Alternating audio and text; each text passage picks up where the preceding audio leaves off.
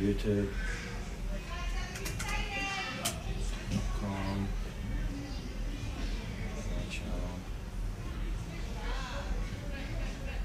It says we're hold on, let me just make sure this audio is good.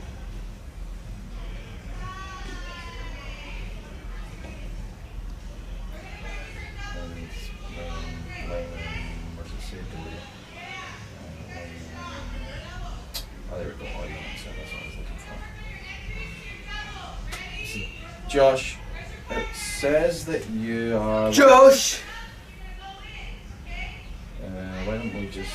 Says I'm what? Says you're live, but let's just check and see something. Oh, there we go.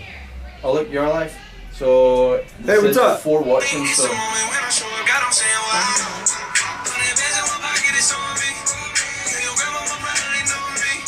Josh, turn the music off. Oh, it's gonna get edited, huh? Yeah. Oh, hold on, I'm trying to.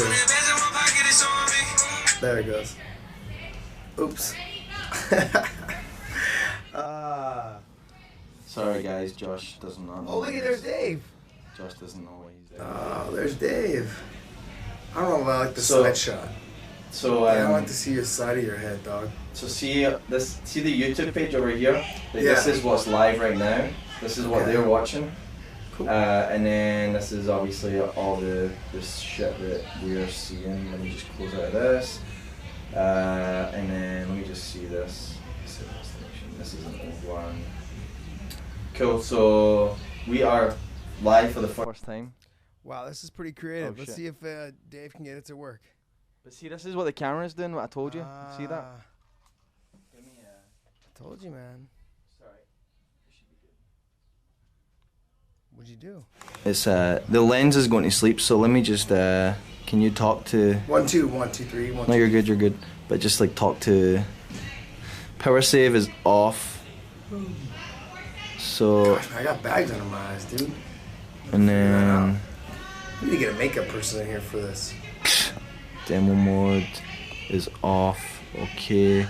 Oh, I had to turn demo mode off, that's why. Producer Dave's still trying to figure things out. Well, it's the first New time. life, new cameras, It's you know, first figuring time. it out. You good? Yeah. You rolling? Everyone's. Well, we've been rolling, bro. It says there's 14 watching. So, we've got some stuff on the side here. Alright. So, I can't read it from here though. so right here it says, "Sub Josh, what's going on in the background? What was that song called? What was the Oh, song wow. called? Oops. Oh, it was Post Malone. Wow. So it was good. I liked it, man. It was good. Sonny, Josh is working with the Japanese. And then someone says Khabib time. Khabib time. Yeah, Javier's over there right now. He's in Dagestan right now training Khabib over there. Getting ready for their September return against Dustin Poirier. That should be a good fight. And then you hear the talks of Justin Gaethje talking about how he can stop Khabib's wrestling and that that's the only fight really to make. I'm a little suspect of that, but I mean, I think it does make for a good fight, though. I think Gaethje is definitely somebody who poses probably one of the bigger threats to Khabib.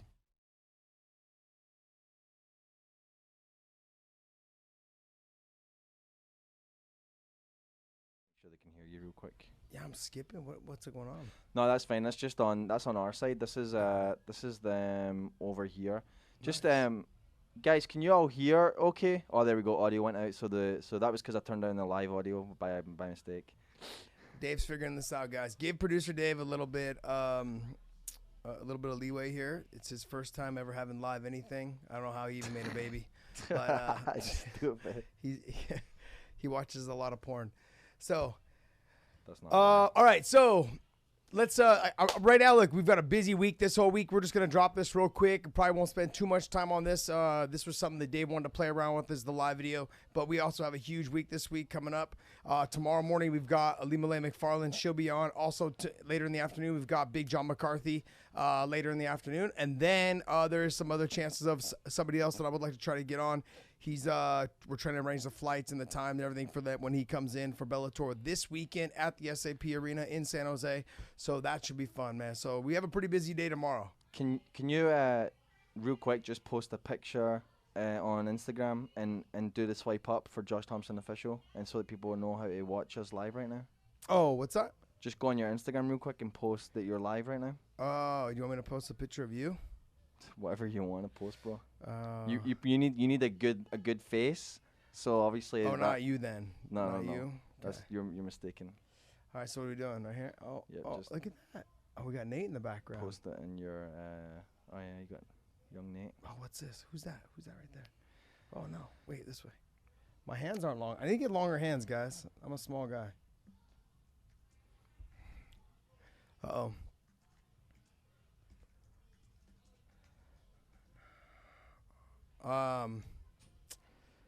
Okay. All right. So, anyways, let's talk this weekend's fights. So we have a huge card this weekend. We got, like I said, we got Lima Lay on tomorrow. We got Big John McCarthy on tomorrow. So make sure you guys listen up for that. We'll have her talk about what to expect from this weekend against Vida Ortega, and that should be, to me, that's gonna be probably one of the fight of the, if not the fight of the night from this whole card. So that should be a great fight. I'm excited. I want to know. I'm gonna ask her this tomorrow, but I want to know if there's a hangover from the huge win that she had over Valerie Letourneau in Hawaii, and I want to know if it's affected like her mindset in a positive way, or if is it made her a little bit more complacent. Obviously, the week of the fight, she feels probably 100%. But my biggest concern is that our fighters, are they happy with having that one big performance, and then now they just never live up? They never really try to live up to that one big performance. Her bringing MMA back to Hawaii, her having a huge win there, in Hawaii, in her hometown, family, friends, everything like that. I mean, and just to defend her title there and to get a big win over someone like Valerie, like that, those are things that sometimes fighters get complacent after the fact, after they fight. And I want to know if she had any of that kind of withdrawal or that effect after that with her training. Was it harder for her to get back into it because she has been a lot more busy now with media, PR, lots of traveling, a lot more media coming her way now. So she's been a lot busier. I do know that, there's other things that Bellator's working on with her. So being the champion, like it's a lot harder for you to get your daily grind workouts in, all the time. So that's something I want to, figure out with her tomorrow and see how she's been able to work around that, and anything that she has any input on Vida and how she thinks the fight's gonna go down. So we'll talk a little bit about that. We'll also talk about her deep sea, like basically her deep diving workouts that she does in San Diego, where they do that deep water pool dives where they play games underneath and like try to choke each other, armbar each other. It's pretty dope. It looks pretty cool. I don't know. I'm a little shaky when people start trying to choke me underwater, of all things. So those are things that I think are going to be fun to figure out tomorrow. And obviously Big John McCarthy coming on. And of course, I'm going to talk to him and throw him under the bus about the whole Pitbull headbutt, me and him and that type of thing. I'm going to let everyone know exactly how I feel about Big John McCarthy. Anyways, but that'll be good. I mean, I'm going to have a good time, man. Tomorrow we're going to do that, wrap that up. And, and then obviously I'm going to talk the fights right now real quick. Basically just the main card, and we'll go over it, man. Pull up what do you got? You got questions first? It's up to you. What do you want to do first? Let's do the questions first. All right. So there's a lot of questions, so I know you're going to want to just kind of burn through them at whatever speed you want. So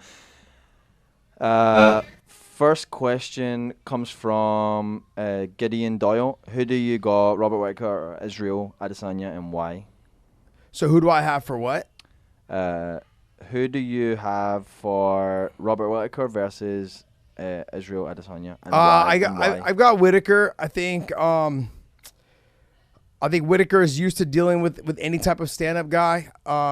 He also has the ability to get the takedown if he needs. He's not a big guy, but he is bigger than Gastelum. Gastelum was able to land some good, clean shots on Adesanya, and I think as the fight goes on, Whitaker will have that same type of effect and appeal, but except he's got a little bit more power, I think, in his hands. So that going on, I think that's going to probably end up being something that plays dividends for him, especially as the fight goes on. Whitaker's got the power to knock him out, where Gastelum was the smaller 185-pounder and just didn't quite have that full power to like really drop him and get him, put him completely out. And he was able to land some good shots. Now, you could say on the flip side, Gastelum's, I think, a little bit faster than Robert Whittaker. Whittaker has a little bit tighter defense.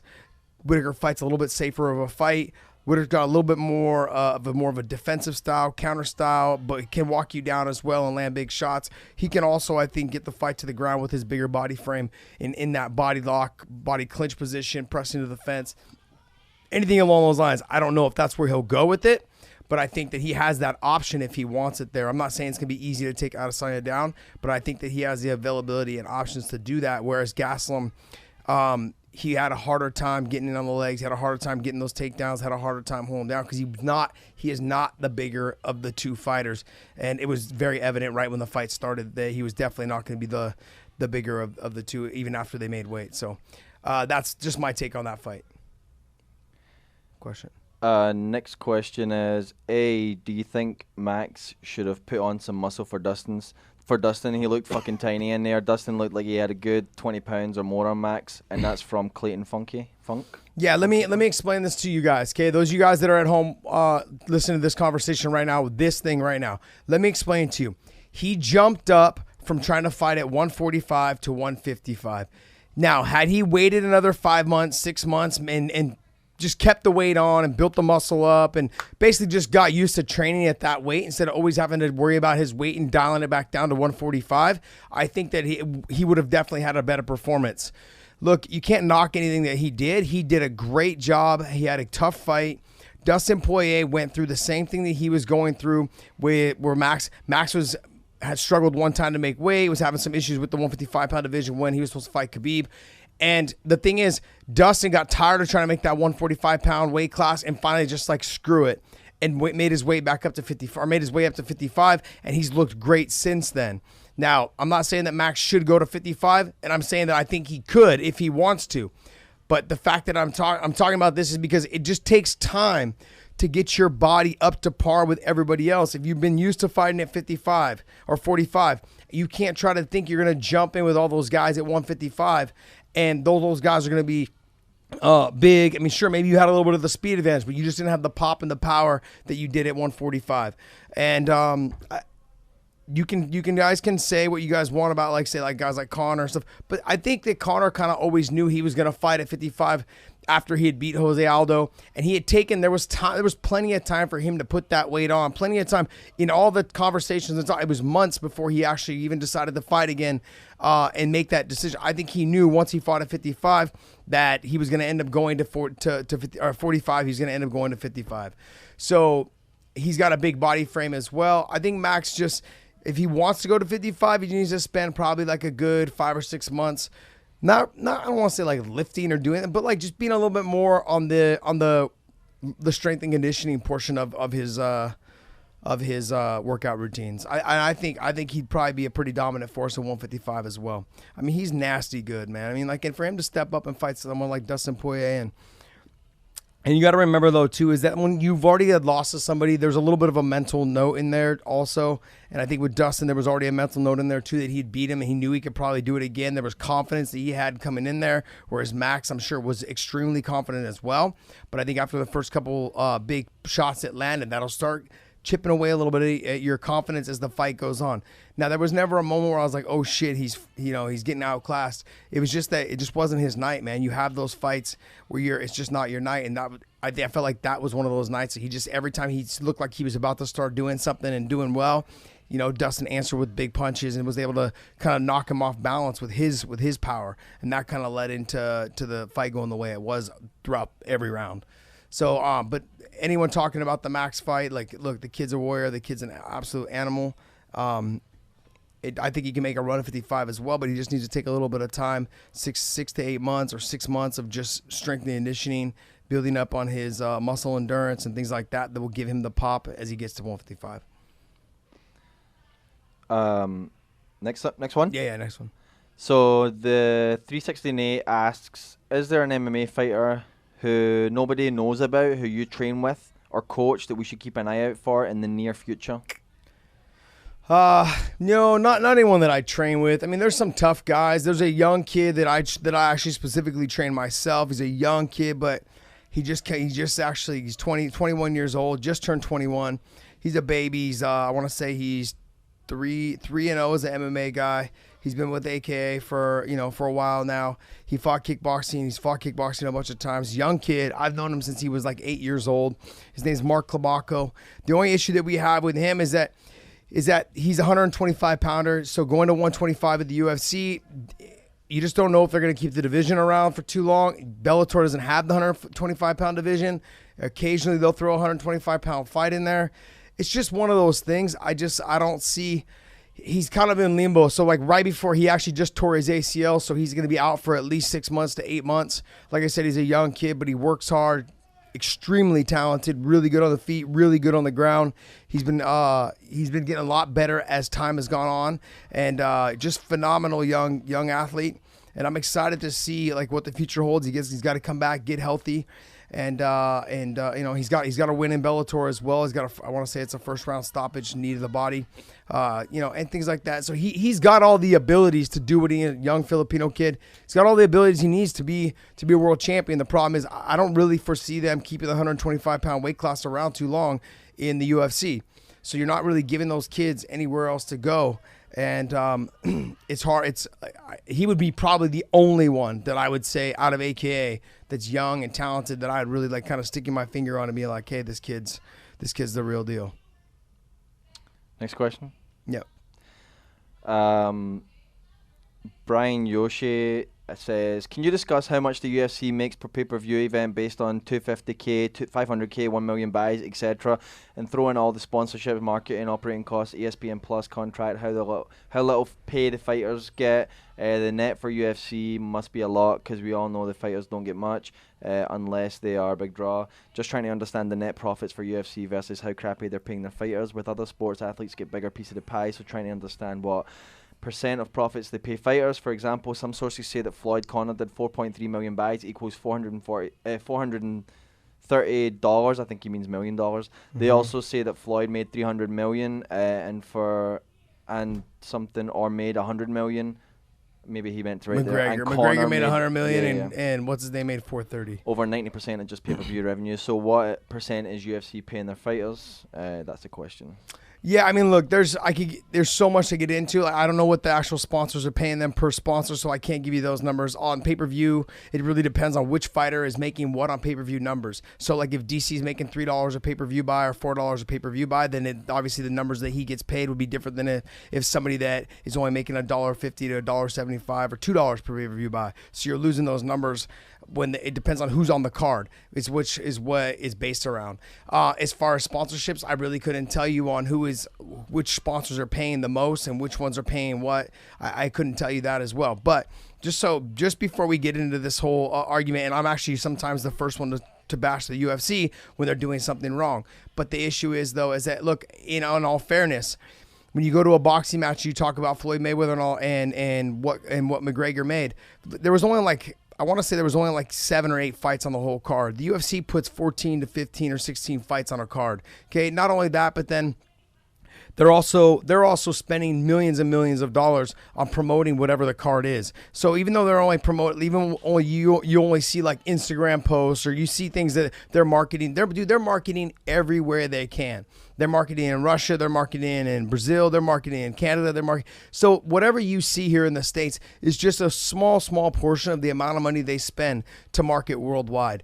So, and then that's how their brand became so big, is they made sure that they didn't just market in small little areas of the world. They made sure that they marketed in Canada. They marketed in Japan. They marketed in the U.S., Brazil, Sweden, UK. I mean, they're Ireland. They're marketing everywhere. So they're not just marketing for one little area of the world. Like right now with Bellator, right?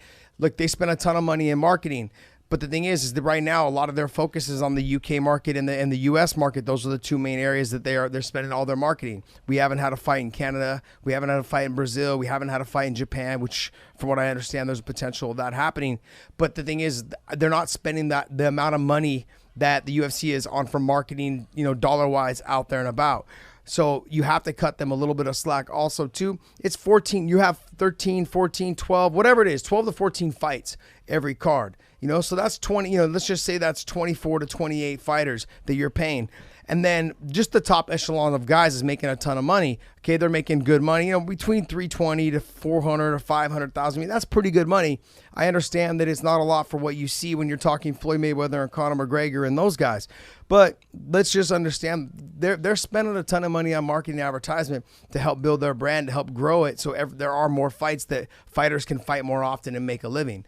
I mean, there's a bunch of different ways that you could weigh this out, and I think that the thing is they have a ton of fights that are worldwide that are giving fighters that just don't want to work a 9-to-5 or don't fit the mold for a 9-to-5 or don't want to work in a cubicle or don't want to be a teacher. They don't want to do all these things. They want to do what they love, and they're gonna maybe take a little bit less, but they're getting all the money in the lump sum all up front. That's the other thing that people need to understand is some of these fighters can be teachers. Some of them can be whatever, you know, police officers. They can be all those things. But then you got to remember, in one fight, they're making what they would make in a year to be a police officer or be a teacher or anything along those lines. So if they're making 50 to 70 grand, whatever it is, 80 grand, 100 grand, whatever, they're already making just as much as they would be making if they were a teacher in some of these states. So before we start criticizing them for what they're paying the fighters, which I'm generally always backing, like, yeah, the fighters deserve to get paid more because I'm a fighter. So, of course, I would think to myself, like, hey, I always want to get paid more. But when you actually sit down and do the numbers, and I own a couple businesses and I understand, like, it's not as easy as just saying, like, oh, hey, the gym made this much or the fight promotion made this much and the fighters made this much. It's not always that easy. That's why they took that deal with ESPN and ESPN Plus to do their pay-per-views. They're guaranteed to make a certain amount of money for their athlete, or guaranteed to make a certain amount of money for their pay-per-views. 500,000, they guaranteed them 500,000 pay-per-view buys, and I believe anything after the 500,000, they split 50-50. I think the UFC would have been stupid not to take that. Now, what that's done, though, is got rid of the fact that these guys that are demanding big money fights, those fights are no longer available. So that's what's going to happen.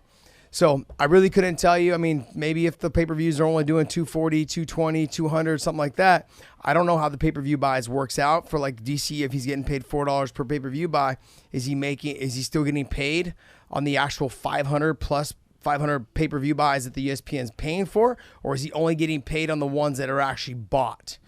I mean, is it guaranteed? Is he getting paid for the guaranteed that ESPN guaranteed them paying them for the 500,000 pay-per-view buys, or is he only getting paid for the actual real number that was bought? I couldn't tell you. I don't know that yet. Next question. So,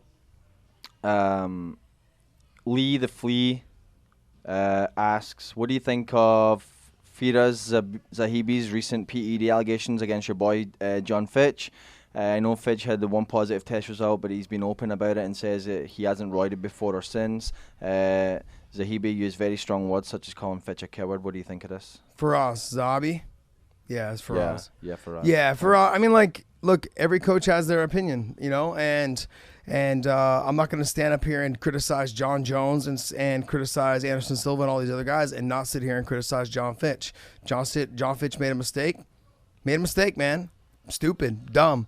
Shouldn't have done it, you know, and that's just the way it goes. I mean, like, I can't sit up here and protect him and say that he shouldn't have done it.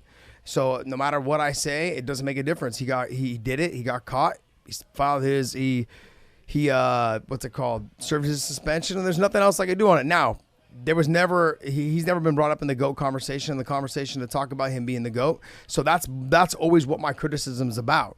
Like, my criticism's always about, like, look, if you've been caught once, I'm all for giving you a little bit of forgiveness, but you've been caught twice. Once you've been caught once, you're not in that conversation anymore as being in the conversation of the GOAT. It's not even an option. I don't even think it should be an option for you to be in that conversation. Like, if you tested positive for steroids in baseball, you should not be allowed in that. You should have an asterisk next to your name in that home run derby race. You know, you have guys that are at the top.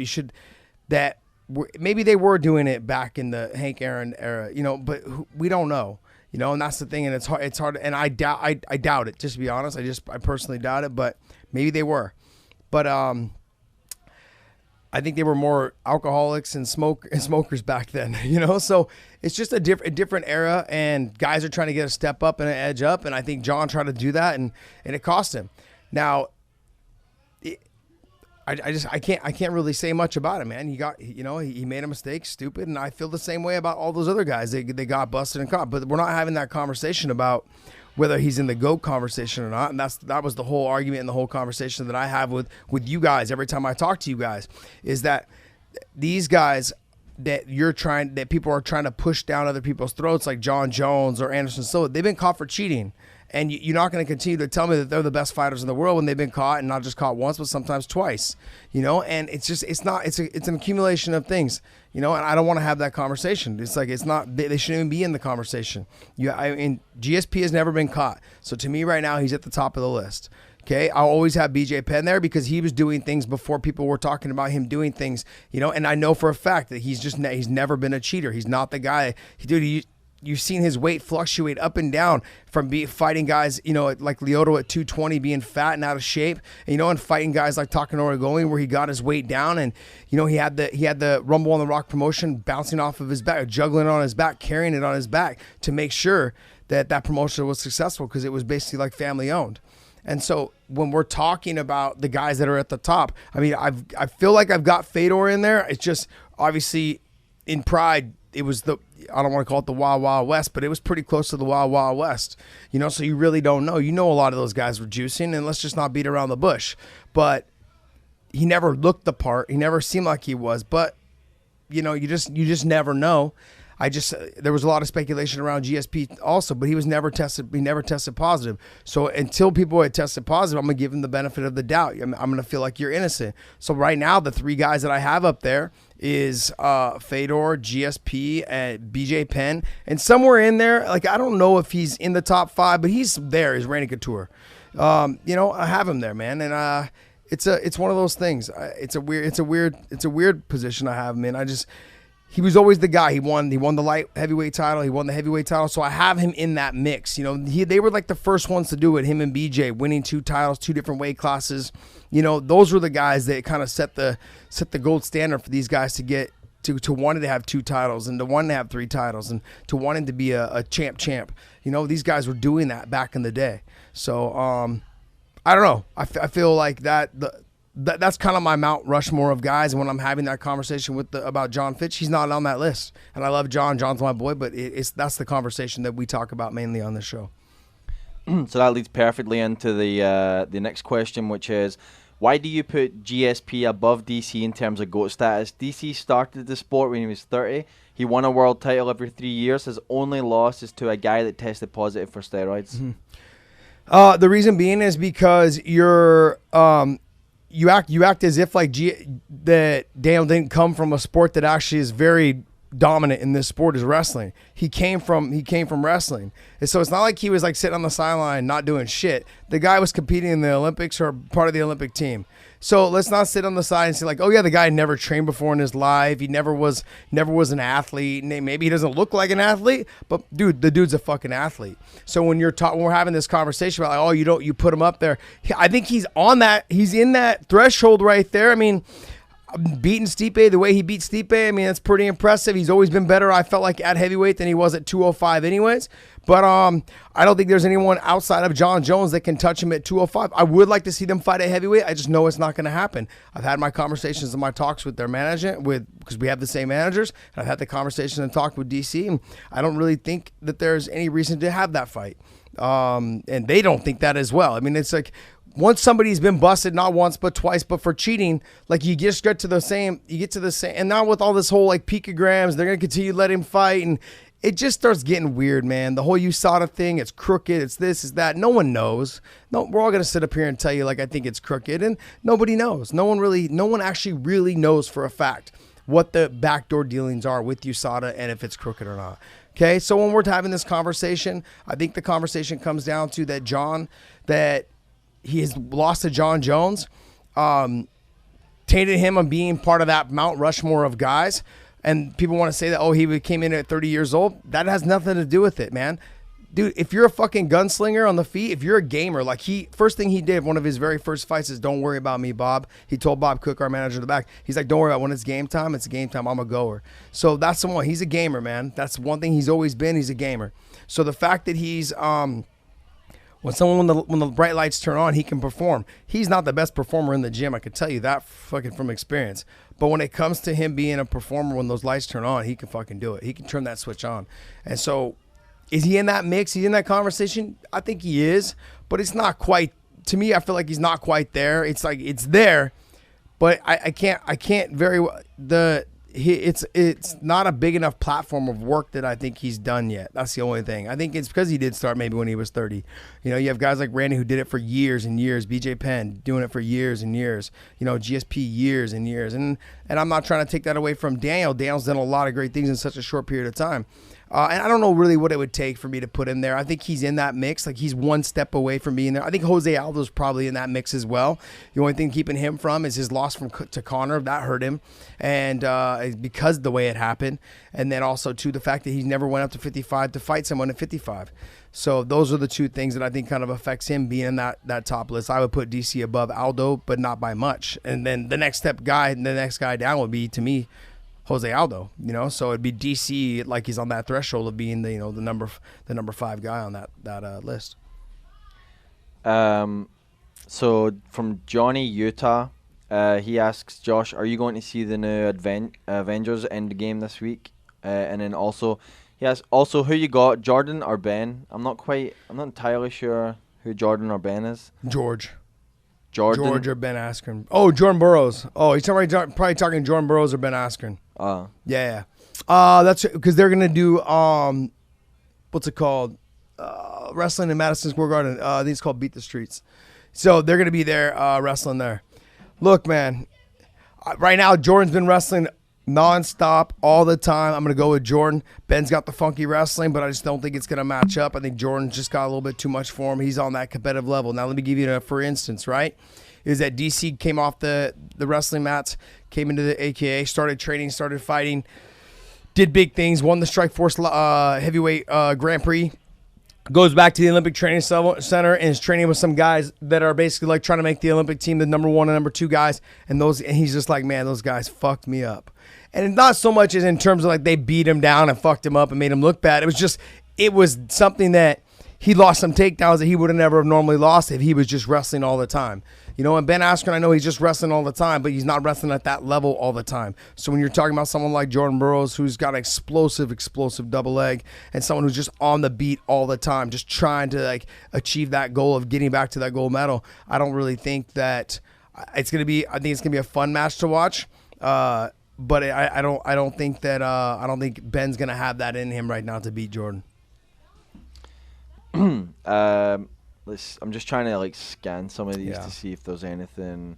Where you at right now? Let's do one more and then we'll talk about Bellator real quick. Actually, we'll talk about Bellator a lot this week, so let's do 2 more questions and we'll wrap it. All right, cool. And we'll talk about Bellator tomorrow with Ali Malay and with Big John. So this one comes from Blake Oakton. He asks, you seem to know a lot about behind the scenes of MMA business and pretty transparent about that. He said you're pretty transparent about that. Are you a special case, or does everyone in the business know and just not want to talk about it? If they do, why don't they talk about it? Love the videos. Keep it up. I mean, I really don't know what you're specifically talking about. So, like, there's some things that I feel like that people should be transparent about, but they also have jobs with the UFC and with Bellator, and they probably shouldn't talk about it. I also do work for Bellator, but I also understand that there are things that I can talk about without actually giving away anything in the way I present it and the way I approach it. The other thing as well is that I'm always trying to actually promote both organizations. I don't always agree with the UFC and how Dana White does business, and I don't always agree with how Scott Coker does it as well. But guess what? It's not my job. My job is to actually just support both companies, because MMA is, I've said this I don't know how many times, MMA I feel like came right at the right time in my life and gave me something to push for and want to be part of. And it actually, I don't want to say it saved my life, but it did give me it gave me a purpose of what I wanted to do with my life. I really enjoyed training. I knew I still wanted to be competitive. I found something that I loved. And for some people in their life, like for me, what it was is I always knew that I liked to fight. I always got in fights in the street. I always got in fights out on the, when I was out and about at school and all these other things. But the thing was, when you're fighting guys that, like, sure, I had some wrestling backgrounds and I was kind of athletic, but I was always a smaller guy. But when you're fighting guys that are not as athletic as you, maybe that you knew that they didn't wrestle, or maybe you knew that they weren't weren't fighters. They didn't have it in them. But when you had to fight somebody that was really tough and somebody that actually had some training and someone that was potentially as good as you, were you as tough as you thought you were, or were you a coward? That was something that always in my mind, I asked myself that all the time. And that's the one thing that stuck with me. And I'll give you guys a for instance. And the for instance is this. With the Jordan Streetband fight, I knew I was a better fighter than him. I knew I could beat him. I knew I could, and this was my first fight in the UFC. And that was going to be someone that I tested myself against. But the thing was when I got to Hermes Franca and I was winning the first 2 rounds and he clipped me and I got dropped, and for the next 2.5 minutes, I got the shit kicked out of me. I always wanted to know if I was the guy that was getting punched and beat up and bullied and beat down, like somebody in that situation, would I have just turned over and gave him my back and let him choke me out? Or would I have just rolled over and tapped the mat from strikes? Or would I have waved off and try to like just give up a submission, or basically just get up in the, curl up in the fetal position? And that was in that moment, in that whole thing, that's what was going through my mind. Like, if you quit right now, you'll be a quitter for the rest of your life. And that's something that always in my mind stuck with me, is I knew that I liked to fight when I was in high school. I knew I liked to get in all these other fights outside, but that's something, you're fighting guys that didn't have that mentality of that they were walking around like they could fight anyone. When you get into the cage and you're fighting someone else, he's trained just as hard as you. He knows probably just as much as you, if not more. And you're sacrificing yourself out there to compete against someone who's just as knowledgeable as you. And are you a quitter when the time gets tough during that match? Like, does that person have enough to break you, to make you a quitter? And that was something that I always had in my mind. And so, and like I said, that Hermes Franca is like, even though people probably don't remember that fight or whatever that fight was, but to me, that was a fight that I felt like that catapulted me to the next level of me mentally understanding what it took to be a fighter. Sometimes you have to take the punishment in those scenarios and situations and be able to fight through it and understand that you can't be a quitter. You can't be someone who just gives up if you want to. And I ended up getting the win because I knew I won the first 2 rounds, but it was also like there was a potential there of him finishing me or the ref stopping it and things like that. And you had to keep moving and keep fighting. Otherwise the ref would have jumped in and stopped the fight. So that to me is what made me like want to keep fighting, or made me want to be a fighter. So the sport itself came to me at a good time. All right, we'll go last one. We'll switch up a little bit because we're going to go back to Bellator, right?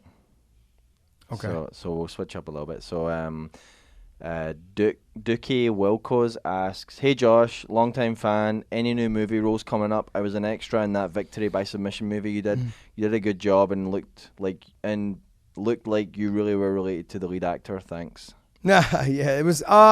No, I haven't had any connections with doing any movies as of recently. Right now, I'm mainly just focused on doing the Bellator stuff, commentary for them, doing the desk stuff with them as well, doing cage side commentary now, and sometimes even backroom interviews with the fighters before they fight. This is something that I want to do. Like, movies for me was fun. It was something that I always wanted to say that I did. And the first time I got presented with the movie, I was like, all right, let's give it a try. It was something that I think everyone, in their mind wants to know if they can do it or not. And then after working on a couple movies and being on set and understanding what it takes and just realizing that like the hurry up and wait game is not my style. It's like everyone in place. Okay, hold on. Okay, the lights aren't working. Everyone settle down. Okay, everyone in place to play. Ready. And then like everyone plays, wait. Okay, the camera's not working. Camera 2's not working. Like that's not, I think for fighters, it's like, okay, everyone's ready. Okay, let's go. It's fight time. It's ready to go. It just wasn't for me. Don't get me wrong. I enjoyed doing it. I liked it.